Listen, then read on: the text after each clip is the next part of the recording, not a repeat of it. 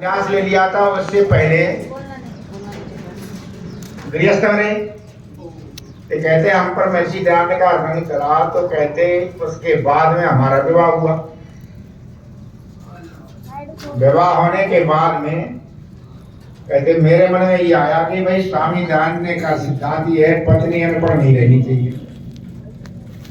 यानी हमने अपनी पत्नी पढ़ाई, कहते नहीं पढ़ा ली, किताब पढ़ने लगे। किताब पढ़ने के बाद में मैंने एक दिन से कहा अब तू गायत्री मंत्र का जप किया कर। तो बोले हम तो नहीं करेंगे। क्यों? वंजा सुनिए गायत्री मंत्र जो औरत जपे वो आदमी मर जाए। कितनी गलत धारणा पैदा कर दी। जो गायत्री मंत्र जपता हो आदमी मर जाओ, हम तो नहीं जपेंगे। तो कहते मैंने उसे समझाया कि तू गायत्री मंत्र जप। वो गायत्री मंत्र बोली तो नहीं सीधी निकल जाएगी। भाई सिर में दर्द होगा, चक्कर आएंगी, पेट में दर्द होगा, तो हम कह देंगे कि रुक जा पेट में दर्द सिर में चक्कर आए तू बंद कर दे, तो तू बंद कर दियो। मतलब ये स्थिति थी कि गायत्री मंत्र भी जपने नहीं देते। और तब नहीं, अब भी महर्षि दयानंद की कृपा है तो हम कर लेते, नहीं तो नहीं। आज से 1-2 महीने पहले हमें पत्र से बहराए से एक नौजवान मिलने के लिए आया, उसने बीटेक कर रखी और वो डीएवी स्कूल में पढ़ता रहा। तो वहाँ कभी कभी सत्संग होते होंगे, उससे कह दिया होगा कि गायत्री मंत्र का जप करो। अब बीटेक करके उसकी सर्विस लग गई प्रयागराज में ड्यूटी उसकी। तो ये कह रहा कि उसकी सर्विस तो उसके सिर में दर्द है। अब वहां शंकराचार्य जी आए, सब दर्शन करने जा रहे थे, हम भी दर्शन करने पहुंच गए। कहते हमने सब दंडवत करते थे, दंडवत करी। उनका क्या समस्या है? उनका महाराज हमारे सिर में दर्द हो रहा है, वो बंद नहीं होता। उनका तुम कुछ पूजा पाठ भी करते हो? अरे पूजा पाठ हम नहीं जानते हैं, पर गायत्री मंत्र का जप करते रहते। तो तुम कौन बिरादरी हो? हमने कहा हम कुर्मी हैं। उधर कुर्मी होते, इधर नहीं होते। आप कुर्मी हैं। ये कुर्मी है, वो गायत्री मंत्र को जप कर रहे हो। हाँ, अब तो सिर में दर्द हुआ, आगे फटेगा सिर। अब तो सिर में दर्द है, आगे सिर फटेगा तेरा और तू मरेगा। क्या महाराज, गायत्री मंत्र को जप करने का अधिकार केवल ब्राह्मण का और किसी का नहीं। इसलिए जितनी जल्दी हो अब आगे से छोड़ दे तो बिल्कुल। अब गायत्री मंत्र जब तो छोड़ दिया उसने, वो परेशान फिर भी। तो कोई मिल गया होगा आज समाज में कि तुम मथुरा चले जाओ आचार्य के पास।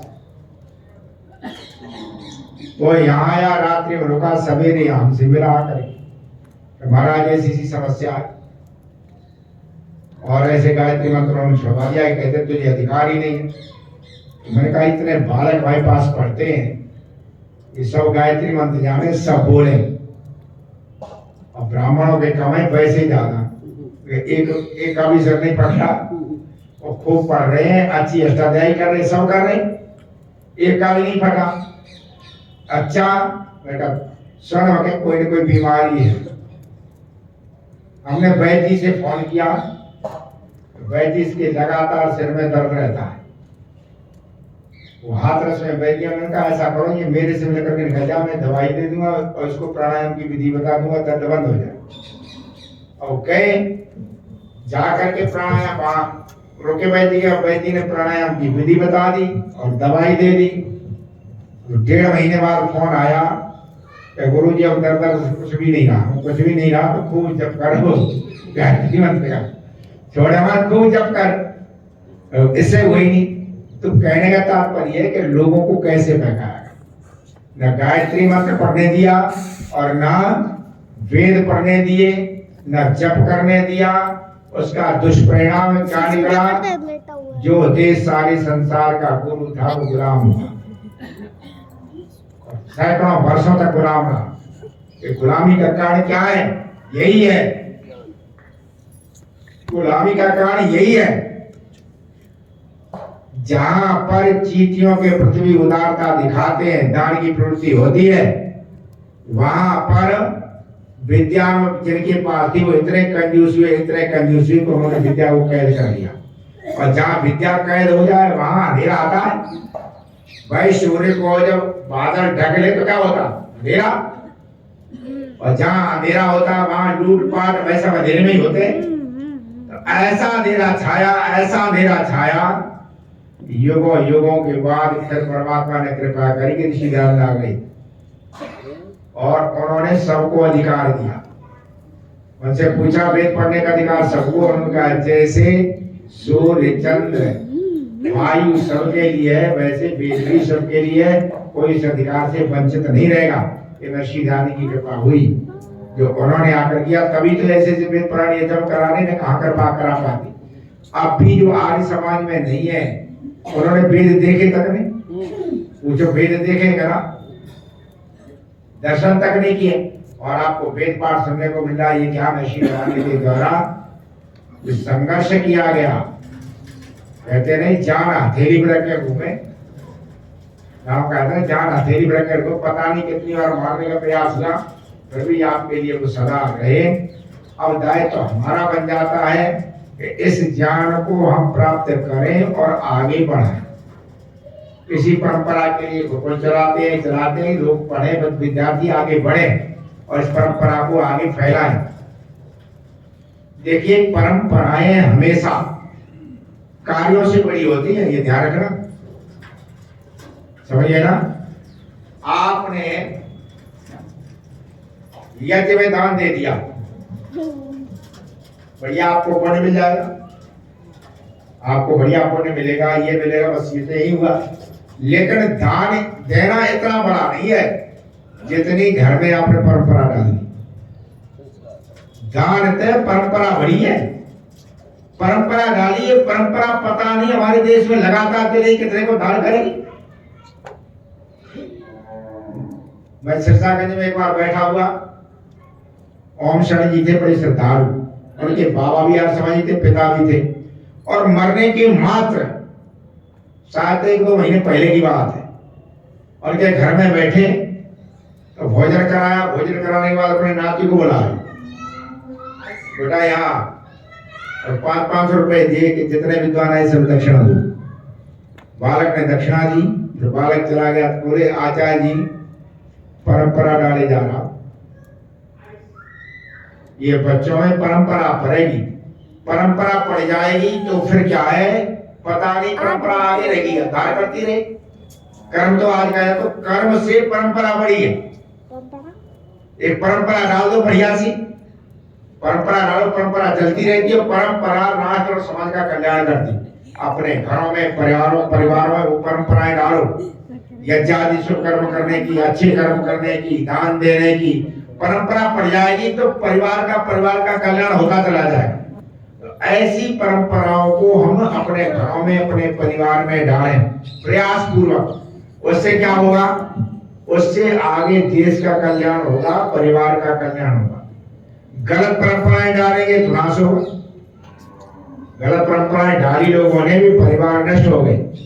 तो ऐसी परंपराओं के लिए लगातार ये इत्यादि करते हैं। बच्चे संस्कारित हो, आप संस्कारित हो, यहाँ आए तो अपने घरों में उन परंपराओं को डालो। उन्हीं परंपरा में स्वामी दयानंद को समझो। देखो जीवन का कोई भरोसा नहीं, जीवन का कोई भरोसा नहीं है। अलीगढ़ के भूदेव शर्मा जी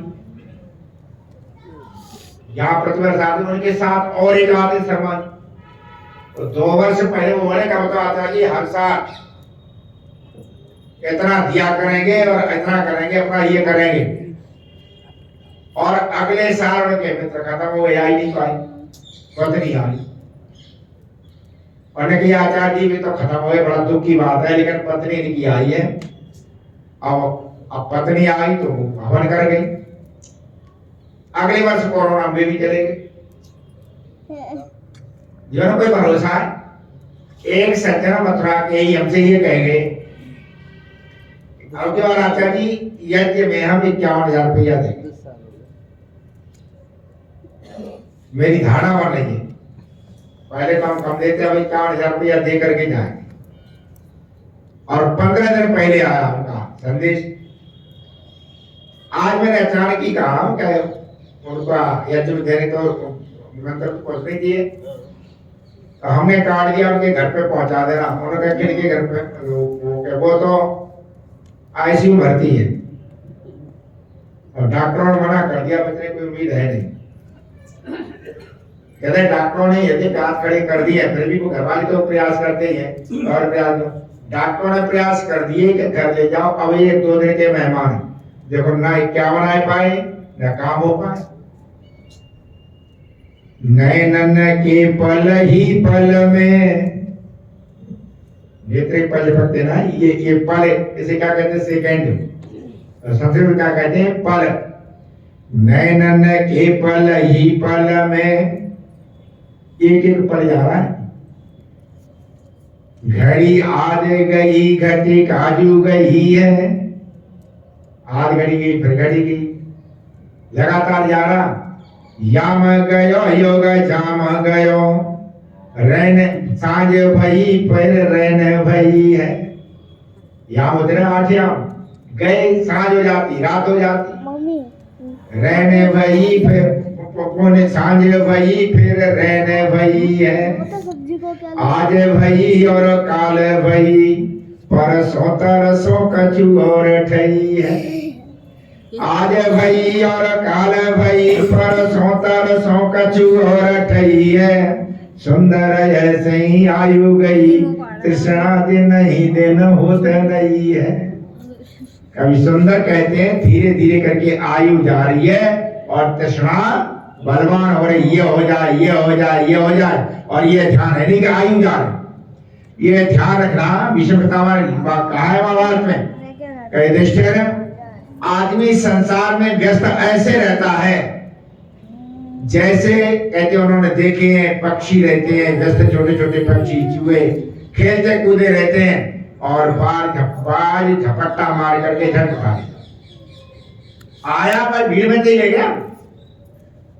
बाज झपट्टा मारता, चूहा आदि होते हैं भीड़ में थे, कई बार यहाँ पे उठा ले जाता, चूहा भाग रहा, वो आया उठा के ले जा। अचानक चूहे पता ही झपट्टा लगने वाला, वो तो खेला, कब बात आकर के झपट्टा मार दे और कब चलने लग जा, कोई पता नहीं।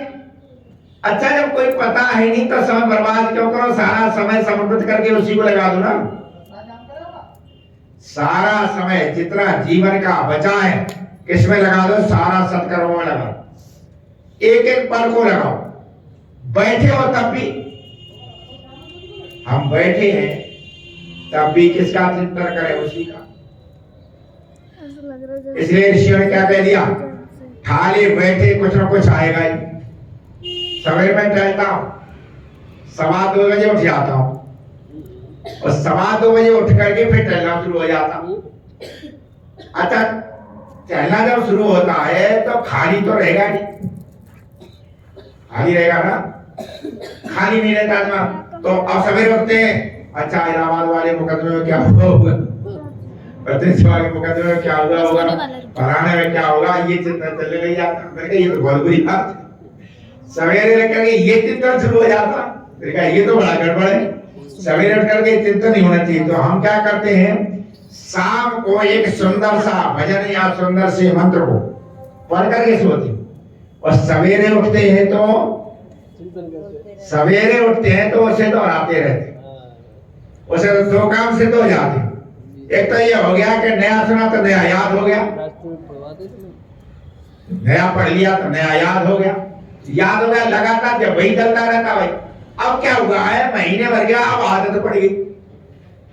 अब कोई मंत्र ना हो तो चैन नहीं पड़ता, पर बात दे के आप फिर करो यार, और जब तक वो याद हो नहीं जाता तब तक चैन नहीं पड़ता। और इस क्रम में बड़े बड़े लाभ हुए। चाहे सीधा बैठा ढीली डाली को बैठे रहते, याद उसे 2 लाभ हुए। एक तो सांसारिक चिंतन हट गया, एक तो सांसारिक चिंतन हटा, और दूसरा ऐसे ही चिंतन आ गया। समय तो जाएगा, समय जाता है। देखो वेद में एक मंत्र आता है, तंतुम तनवन रजसो भानुम अनुहि ज्योतिष मता पथो रक्षा दिया।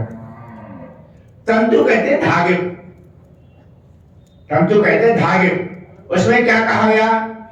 परमात्मा की तरफ आदेश है, जीवन एक पट है। जीवन क्या है? पट है। पट का मतलब जानते हैं ना, कपड़ा है। जीवन एक पट है। अच्छा, आप कपड़ा बुनेंगे, यदि जूट का कपड़ा पहना है जयगुरु की तरह तो पहले बोल लो, यदि जयगुरु का नहीं पहना, टाट का सूत होगा तो टाट ही बनेगा, समझिए ना। ऊन होगी तो ऊनी बन जाए। दिखाई नहीं देता इसमें तंतु है। ऐसे जीवन में व्यक्तित्व में दिखाई नहीं देता क्या व्यक्तित्व, लेकिन ताने बाने ऐसे बने होते हैं। तारा जानते हैं ना, जो बनते हैं जुलाई जानते हैं, यूं लगाया जाता है वो कहता है तारा, और ऐसा होता है वो क्या होता है बाना। तो जितना सुंदर तंतु होगा उतना ही सुंदर कपड़ा हो जाए। हमारे रेशमी धागा है तो कपड़ा कैसा होगा? रेशमी। कश्मीर की शाल कहते तो बहुत कीमती, साहब 5,000 की है। अच्छा, 5,000 में क्या है? कपड़ा तो कपड़ा है, तंतु है। अरे क्या है? तंतु है। और वो तंतु से कपड़ा बनाया गया, उसी की कीमत और काय कीमत है। कपड़ा तो ये भी है, ओढ़े से भी रहते हैं, कीमत काय की है? तंतु। उसी तरह आप अपने व्यक्तित्व को किन तंतुओं से बनाते आपके ऊपर है। आप सवेरे शाम को सब बैठ करके जो भी अपने जीवन का ताना बाना बोलेंगे, बस वही आपका जीवन बन जाएगा। किन विचारों से आप जीवन पट बनाना चाहते हैं? ऋषि दयानंद जैसा जीवन पट बनना चाहते हैं? कहीं बदमाश जैसा बनना चाहते हैं? दोनों का व्यक्तित्व था, दोनों का जीवन था। जीवन तंतु कैसा आपने बुना, जैसे जीवन में तंतु है वैसे ही कपड़ा बन जाए। यदि आपको कीमती नहीं बनाना है, वैसे ही बनाना है तो टाट बन जाएगा। और क्या भाई, ये तुम्हारे पास और कोई है? इसलिए वेद ने साफ साफ कह दिया है कि जैसा तेरा तंतु होगा वैसे ही तेरा व्यक्तित्व बन जाएगा। इसलिए एक एक तंतु हमारा कीमती हो, एक एक क्षण हमारा कीमती। उसके लिए क्या करें? उसके लिए निरंतर जप करते रहे, अच्छी अच्छी चीज याद करते रहे। अच्छा, मैंने जब ये किया, देखो स्मरण शक्ति की बात नहीं होती है। शिवदेव जी लोग कहते उम्र बढ़ गई, अब तो याद ही नहीं होता है ना। मैं इस चीज को नहीं मानता हूँ, उम्र बढ़ गई तो याद नहीं होता है ना। उम्र बढ़ने पर भी आप केंद्रित होंगे तो याद होगा, याद रहता। उम्र बढ़ जाने तो ये बालक बैठे इतने, इनको याद करने को देता हूं, इनसे ज्यादा याद हमें हो जाता। कारण क्या है? शाम को मैं उसे पढ़ करके रखता हूं और सवेरे टलते हुए उसे ही दोहराता हूं। रूपराम का एक भजन है बहुत बड़ा, रूपराम का भजन है बहुत बड़ा, 3 पेज का, 3 पेज का। और शाम को मैं पढ़ करके सोया और सवेरे टहलते टहलते उसी को दोहराता रहा, सारा याद हो गया, सारा याद हो गया। 3 पेज। अच्छा, स्मरण शक्ति कहाँ कमजोर? उनका भजन है, बनाया हरि ने जगत मुसाफिर खाना, जो आया सो गया यहाँ पर कोई नहीं ठहराना, बनाया हरि ने जगत मुसाफिर खाना। ये भजन है, 2.5-3 पेज का है। और 2.5-3 पेज का भजन सारा याद कर लिया और केवल मैं शाम को 2 बार पढ़ करके सोए।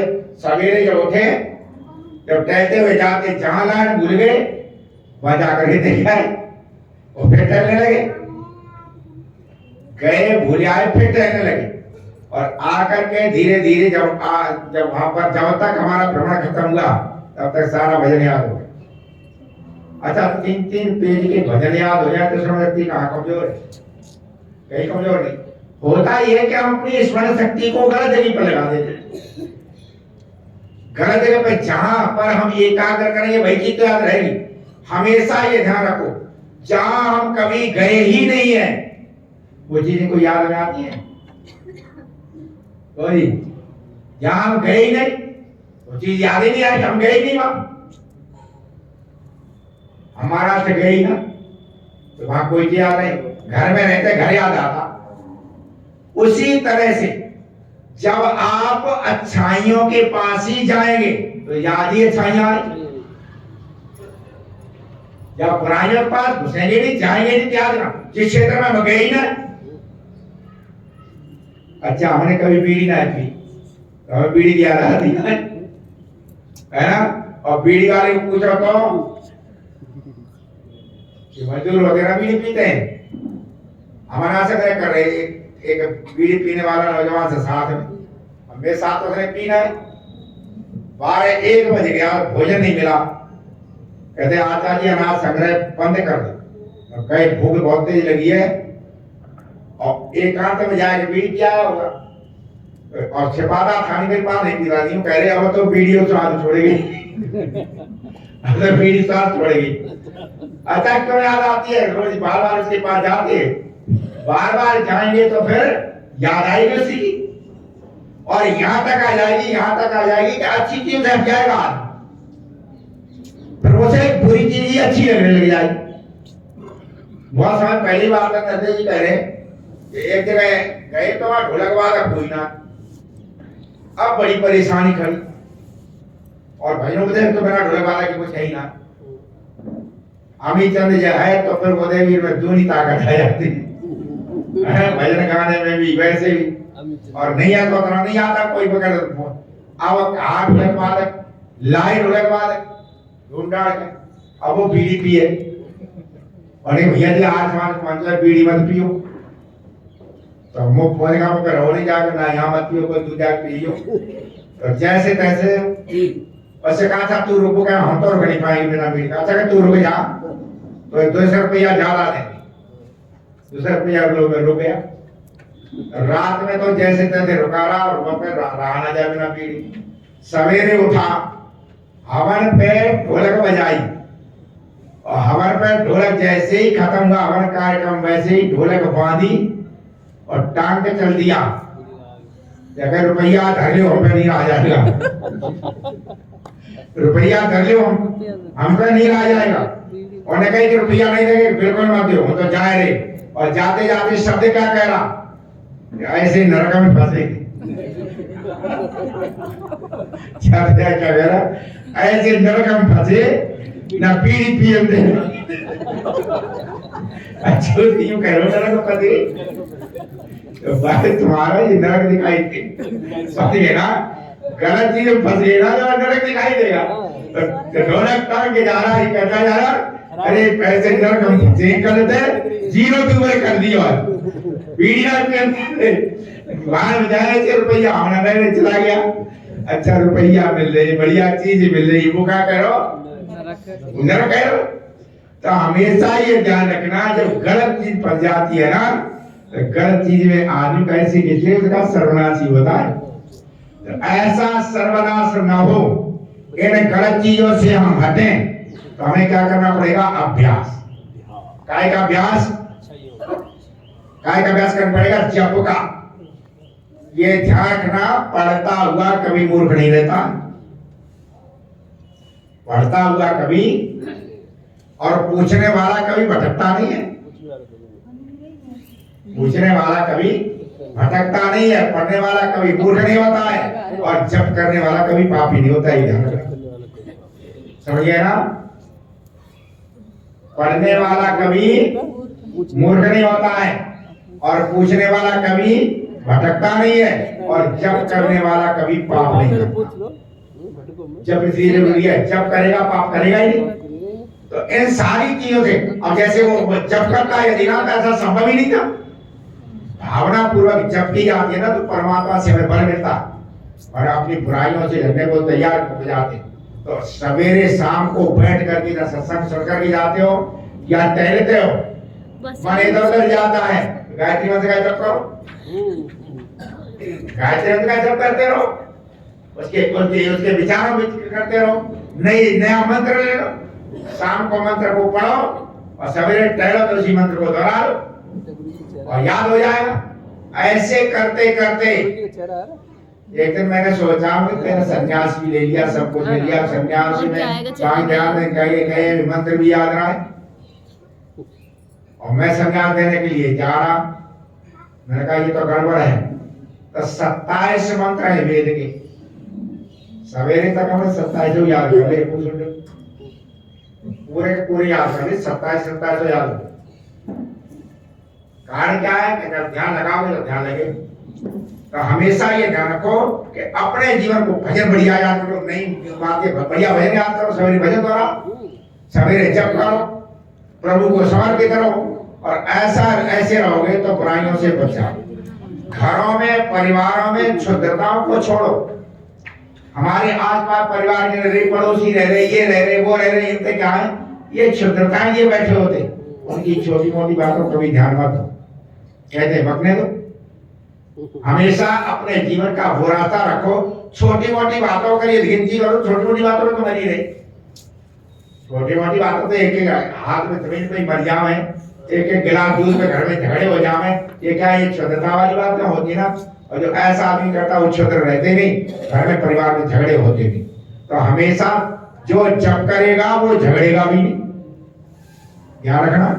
जो भावना से जप करता है वो झगड़ता नहीं है, वो विवेकी होता, धीरे धीरे विवेक हो जाता, सारे झंझटों से दूर हो जाता। तो ऐसा जीवन हम प्रतिदिन जीते रहे। इन्हीं भावनाओं के साथ में आपको यहाँ पर बढ़ाया जाता है। आप यहाँ हवन करें, सत्संग में आए और सत्संग को सुने। और सवेरे मैंने कहा था सत्संग को सुने नहीं, सत्संग करें, सत्य का संग करें, सत्य को जीवन में उतारें। हम सत्संग सुन लेते हैं, करके नहीं, सत्य का संग करेंगे तो, और करेंगे तो निश्चित रूप से सत्य स्वरूप परमात्मा है, परमात्मा प्रभु की गोद में हम बैठेंगे तो हमारी आगे भी पीढ़ी की परंपरा बढ़िया बनेगी। तो हमने कहा परंपराएं होती हैं, और अच्छी परंपराएं लोगों में डाल दो तो घर परिवार उन्नत रहते। अभी मुझे पता है जब हमने यज्ञादि शुरू किए थे तो 18-20 साल से कर रहे, इनके पिताजी आया करते तो लेकर के, वही माता जी भी आती थी, और दोनों यहाँ सम्मिलित होते थे, यजमान भी बनते थे, सम्मिलित होते थे, सब हर वर्ष होते थे। अब ये परंपरा डाल दी ना, अब वो असमर्थ है, तो आ गए। पिताजी परंपरा ही तो है, अच्छा वो परंपरा डालते तो आते ही ना। पिताजी ने परंपरा डाली, माता जी ने परंपरा डाली, बस परंपरा की तो भाई बेटे आगे के नहीं आगे जा। आज मैं इन दोनों को देख करके मुझे वही याद आता था, तो पहले तोमा साहब आते थे, उन्होंने परंपरा डाल दी, अब आगे वाली पीढ़ी आने लगी। तो धीरे धीरे करके आदमी पर अच्छी जगह जाता, पिताजी अच्छी जगह जाता, अच्छी जगह भी जाएगा। तो परंपराएं बहुत अच्छी होती है, ऐसी परंपराओं को हम स्वयं निभाएं और डालें तो हमारे जीवन का पथ प्रशस्त होगा। आप सबके लिए बहुत बहुत शुभकामनाएं हैं। और